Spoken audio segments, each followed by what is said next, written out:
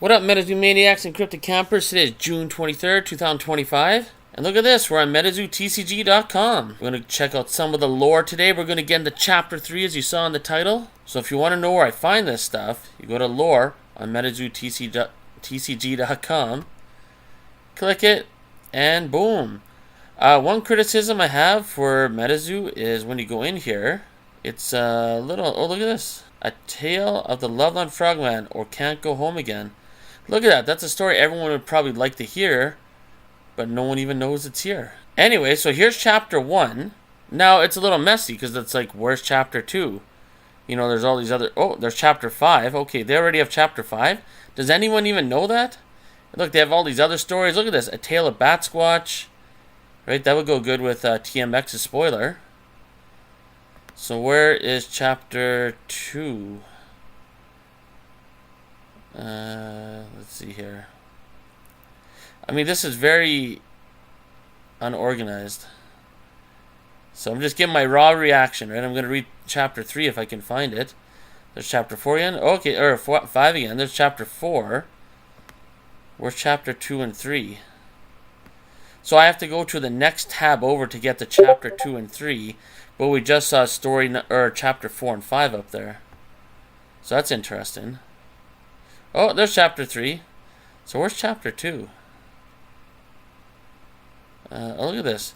A Tale of Flashlight Frog. It's a new story. Well, April 22nd it was a new story.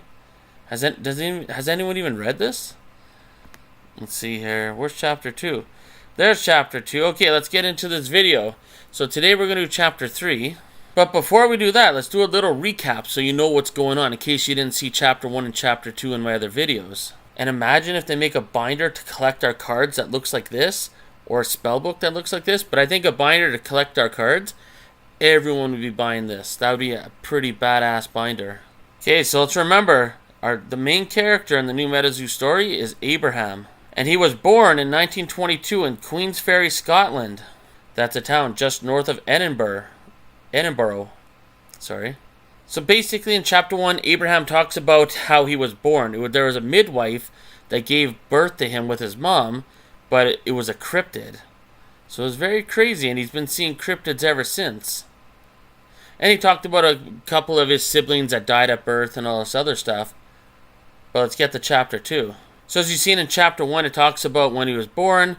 Chapter 2 skips to when he was 15 years old. And he's seen 2 more cryptids. He saw a snipe. As you can see right here, the first cryptid he's seen was unavoidable. Snipes are like rats, in that they can be found nearly everywhere you go, though they don't carry any particular diseases. So snipes are just a better version of a rat. Now this is where the story starts to pick up. Basically, he went with his mom on a little fishing vacation to Loch Ness, Loch Ness Monster, with his dad. His dad's fishing. His mom's like, hey, we got special powers, we're casters. So she gave him these special cards, kind of like a Pokeball. And then she told him, when the beast passes between you and your card, she had said, you will probably have the opportunity to map its essence. So that's key in MetaZoo, mapping. Very important. Remember that word. And check this line out here. I put one hand over the card in my spell book.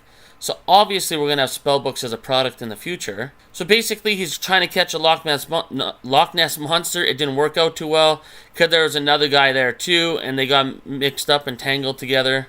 Right, it says right here, to my right, a second gate seemed to be forming. So there was someone else trying to catch a Loch Ness Monster with cards like the spellbook at the same time. He was trying to map it as well. So basically when he tried catching Loch Ness Monster and the other guy got in the way, well, they got in the way of each other. Our main character, Abraham, started chasing the other dude. And then that dude was like, well, he's from Germany. He's like, you are my Insfiend now. So he shouted and jabbed a finger at me. So maybe he flipped him the bird. Does anyone remember in Romeo and Juliet, they bite their thumb at each other? Anyways, that would have been cool if that was in here somehow. And then our main character, Abraham said, keep running, yeah, diddy? That's awesome. So they went their separate ways, and then the last line is very important here. I will not hear it again, when he calls him Erzfiend? Yeah, Erzfiend. I would not hear it again until the war was on in Europe, when the young German caster and I would meet a second time. So they will meet again. And then that leads us into chapter 3. Oh, and also in chapter 2, his mom confirms that he does have like a gift to map cryptids, and he can see things that maybe other people can't. Okay, so let's get into it. Chapter 3, the Bocan Pavilions. So look at that. There's our main character. That's Abraham there with his mom. Going to the circus. Oh, and look at the sign right here cut off. Walking Sam is... What is that? Is back? So a little Easter egg there. Maybe this is a Diddy, like P. Diddy, dressed up as a clown. Look, he's trying to go for the... Anyways, you get what's going on here. If that's P. Diddy. Okay, let's get into chapter 3. Hopefully my summary made sense. Hopefully I'm helping you follow along. But let's jump right into it. My mother was only mildly surprised that my card had shattered. Oh, okay, so yeah, his card shattered in chapter 2 when he's trying to catch a Loch Ness monster. So his mom says, I thought you were ready. Oh, she said, the next morning, considering the pieces I had returned to her. We were in the barn together under a single lantern, and my dad, was on the far side of the house cleaning the fish from Loch Ness. Yeah, from Loch Ness. Dawn was close. This is something I need to think on. She patted my hand. Don't let it be on your head. Failing still means playing. I'll sort it out. I had not told her about the German caster I encountered, though I thought she was right. My failure with the monster was due to lack of readiness. It was interference. Just the same, it sounded like an excuse to me. And I was not a young man to offer excuses for anything. What does Dad? So Dad. Oh, okay, so he's about to say Dad. I started to ask, but she waved one finger at me. So just so everyone knows for the narration, I'm going to say Dad instead of Da for like the remainder of the story. Dad knows about casters, and he knows about me. She had the greenest eyes you've ever seen. Oh, like Rose Robinson, I think. And they flashed a warning at me. But he don't know about you yet. Agnes and the boys, they never showed a shine for this. Your sister, okay, so he's talking about like the siblings. Your sister had an imaginary friend when she was a lass, but that's all it was. Imaginary. And your dad was always grateful for that, I think. I was accustomed to being the youngest, but I bristled at it often just the same, and I did now. Why? Is being a caster such a bad thing? It seems a gift to me. No, not like that. He just doesn't understand it. She faked a smile. He sees farmers in his kin, not casters. So that'd be like if your parents wanted you to be a doctor, but you decided to be a magician. Maybe something like that. Or if your parents wanted you to be a farmer and you decided to be a magician. I had questions, many of them, but Ma'am said not now. There would be time again. So I let it be. But beginning that very morning, I found it harder and harder to be around my dad. The way any secret about to burst from you makes you avoid eye contact and makes you speak in single syllables. We squeezed past each other in the kitchen, back to back, without more than a grunt of acknowledgement. When he would read the paper in the evening, I would find myself in the loft, watching out the window while the little duck-like snipes chased also little rats, the little snipes, chased each other across the fields, tripping in holes and throwing dirt clods at each other. I felt more alone than I thought you could be. On Sunday, not long after the Loch Ness mess, as I started thinking of it, my brothers came to dinner and there was laughter in the house for the first time in weeks. Isaac, the oldest brother in our McCamran clan, brought his wife, and everyone bothered our middle brother Elijah for not having a bride yet. I said very little while we ate. My mother touched my arm to encourage me, so I started to listen for an opportunity. So Dad, Elijah said during the pudding, I keep meaning to ask you, do you know why pipers walk while they play? My dad had played a mean bagpipes in his youth, I had been told. So when he shook his head and Elijah answered, to get away from the noise, everyone let loose in amusement. I saw a moment. Okay, so this is Abraham's moment to finally talk at the table. You know, I said suddenly, and all eyes were upon me. I'd said so little that I imagined they'd all forgotten I was there. Okay, let's see what he's going to say. While we were up at Loch Ness, I saw this disbeliever out in a little rowboat suddenly get attacked from under the water. His boat flew up in the air, and there was the monster coming down on him. This atheist shouted out, "Oh, dear heavens, save me from this beast." Everything froze then, and the heavens opened up, and a great voice spoke. The voice said, "My son, I thought you never believed in me." And the disbeliever said, "Ah, give me a break here. Up until 2 minutes ago, I didn't believe in the Loch Ness Monster either." Okay, that's not bad. Good job, Abraham. That was actually a good story for the dinner table. Both of my brothers and Isaac's wife, Beatrice, all laughed, but Mam grimaced, and Dad's face fell. I looked at my mother, and her expression told me everything. Now he knows. I slunk off the bed before the laughter stopped. Okay, well, at least the majority of the people liked it, but the people that he's hoping would like what he said didn't like it. Okay, let's continue on in chapter 3 here. In late summer, my mother announced we were taking a train to Edinburgh. Just the two of us. I was secretly thrilled that my dad wouldn't be accompanying us, though of course I said no such thing. I was gracious as all get out when he pressed a florin into my palm and told me, "Get it good while you're there." It was my first experience riding Scottish Railway, and I was generally unimpressed. We had seats, which was better than some riders, but it seemed to me that BR had purchased old tattered chairs from the stockholders' grandmothers, and bolted them to the floors on their passenger cars. Mam and I sat far enough away from one another that with a roar of the engine we had to raise our voices to be heard. "I'm taking you to the Bocan Pavilions," she said. I felt my stomach drop. The thrill of the trip vanished as if it had never been. The Bocan Pavilions sprawled across the park on the city's edge, roughly 3 blocks wide and 3 blocks long. It was surrounded by a wire fence that was meant to keep good people out. As we approached the entrance, a tent that broke up the fence with a burly man. Okay, I'm just gonna do highlights here, man. This is taking way too long. Like, I just want to see. I want to get to the spell book. I want to get to the story here. There's way too much detail here. Sorry, it's just, this is my take on it. I apologize to MetaZoo or whoever wrote this. Like, if you don't like my review on it, it's just my honest take on it. I might be the only one that feels this way. I'm not an expert at, you can tell. I'm like stumbling through this, right? So what I'm going to do for the rest of the video here is I'm just going to read it myself, and I'm just going to show you highlights. I'm just going to read the highlight parts that I felt like are what you guys want to hear that are watching this video. Okay, so basically, Abraham was walking with his mom through the circus, and they made it to an unmarked wooden door that was, off the beaten path. It wasn't like the main part of the circus, but his mom knew exactly where she was going. So then they found a guy in that door that his mom was bringing him to. The guy was excited to see her. He was like, "Angel." So his mom's full name is Angelica. So he was expecting them. So the man that Abraham's mom wanted to meet, his name is Blake. And she's telling Blake that Abraham has seen cryptids.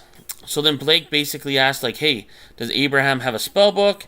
And then his mom was like, "He can have mine." And then Blake was saying, "So he doesn't have his own? You're banking on your kinship to have yours work for him?" And then Abraham's mom was like, "Yes, I already had him use one of my cards too." And then Abraham said, "Excuse me." So that's the main character, Abraham. "I said, loudly enough that I heard the albino stiffen behind me. I'm standing right here, and fancy this, I can speak. It must be a bloody miracle. So maybe talk to me about me, eh?" Oh, so Abraham's getting some attitude. He's getting frustrated that the adults are talking for him. "I would do that," Blake said, "but you don't know yet what you don't know." That's true. Okay, now we're getting to the meat of the story here. So the albino, that was the guy that let them into the unmarked wooden door earlier, like that's not in the main part of the circus, so that they can meet Blake. So the albino approached from the shadows and set a book down in the light. It looked enough like the one my mother carried that I knew it was a so-called spell book. Okay, so the albino brought Abraham a spell book, but it was thick and meaty, and its leather looked worn and well loved. Okay, that's like in the picture we saw from chapter 1. As many a good book's cover does, Blake turned it towards himself, opened it to a deep page, and then turned it toward me so I could see its contents. "All right," he said. So this is Blake talking. "I will talk to you now. I will talk to you about you now. If you'll be honest with me in every answer, agreed?" I just nodded. I was already drawn to the single card on the right-hand page. There were 4 cards on the left, but the one on the right was mesmerizing. A heat seemed to rise from it, but the heat was equally cold, the way a fever burns you alive before freezing you out. The card depicted a horror out of a walking nightmare. I wonder if it's Walking Sam.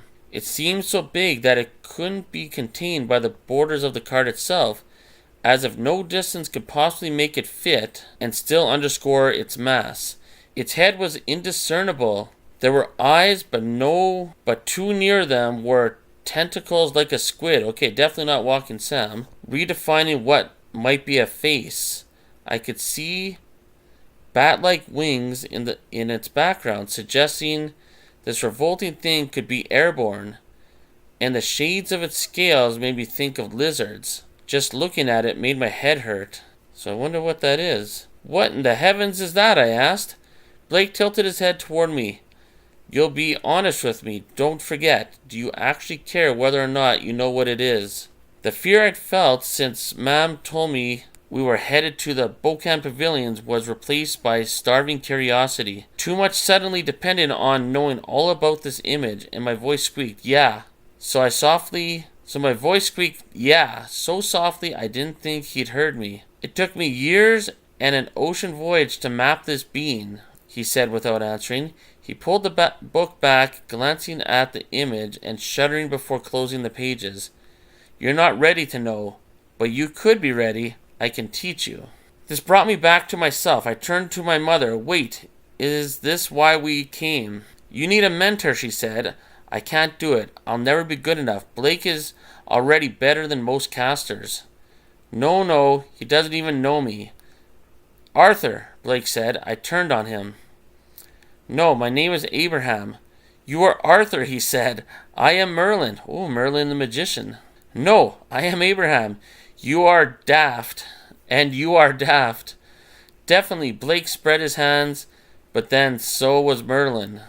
When I turned to leave the tent, the albino stepped out of my way.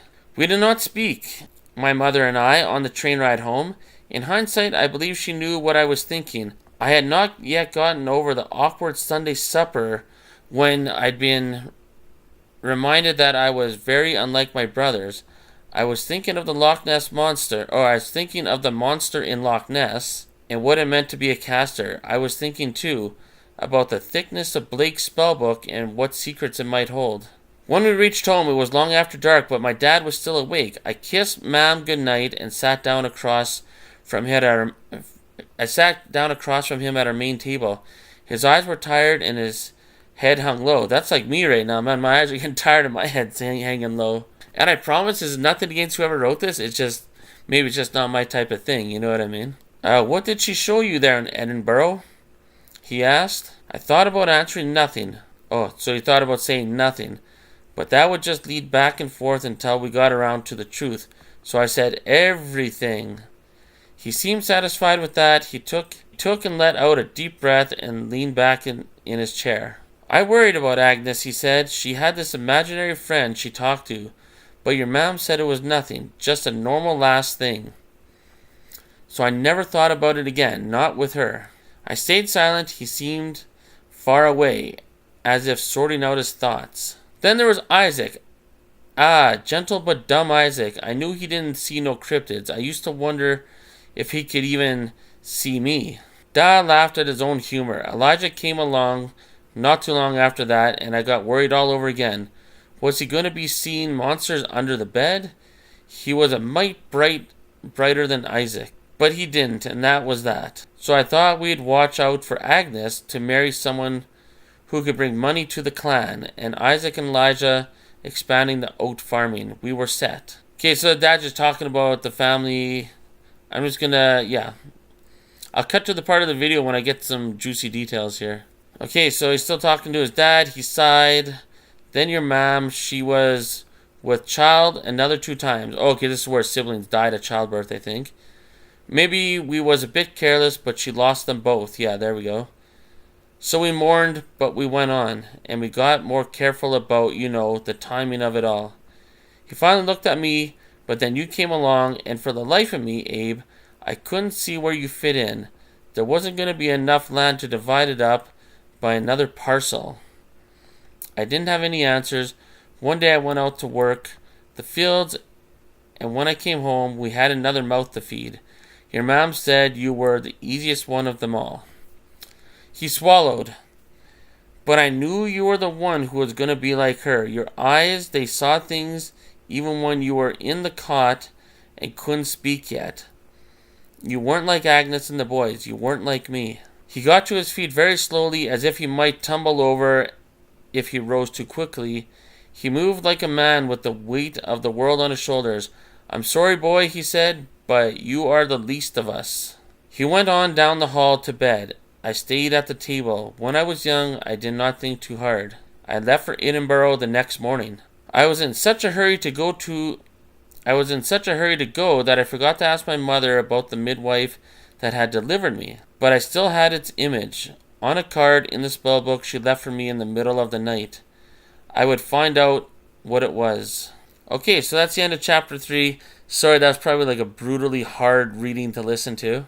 So if I had to give a quick summary, they went to the circus, they met a guy named Blake. He showed Abraham a spell book with some crazy creature that took him a long time to map, but it didn't seem like Abraham was ready yet. Then Blake started calling him Arthur. Abraham didn't like that. And then they went home, and his dad's like, you're the least of us. He's saying you're different, and maybe he's just saying you're not, Yeah, it doesn't seem like the dad's too happy about the fact that he can see cryptids just like the mom. And yeah, so now Abraham, our main character, is going back to Edinburgh. So probably going to seek out Blake and see what's in that spell book. So anyways, comment below, let me know what you think. I know that was long, that was rough. I'll try and make chapter 4 a little better. Maybe I'll read through it first, and then I'll just highlight the parts like to make the story connect a little quicker. Because there's a lot of details in there, and it's not that the details were bad. It's just it seemed like there was a lot of filler that... But I think most of us listening to this want to just get to the meat of the story, you know what I mean? So anyways, comment below, let me know what you think. If that was the worst reading you've ever heard, I agree with you. I'll try and make chapter 4 a little better. But I think the problem for all of us, including myself, is that we're looking for Sam Sinclair. Like, we already know the original MetaZoo story, and this story compared to the Sam Sinclair story, and like the way MetaZoo began and that, like the original, the manga comics or whatever, if I had to give my honest opinion, I thought it was way better. Like, that was really interesting. It had more visuals, it had the pictures, right, because it's a manga. And yeah. But anyways, I'm going to continue on, man. I'm going to continue plowing through these chapters, and hopefully my readings get a little better. So yeah, comment below and let me know what you think, and we'll see you in chapter 4.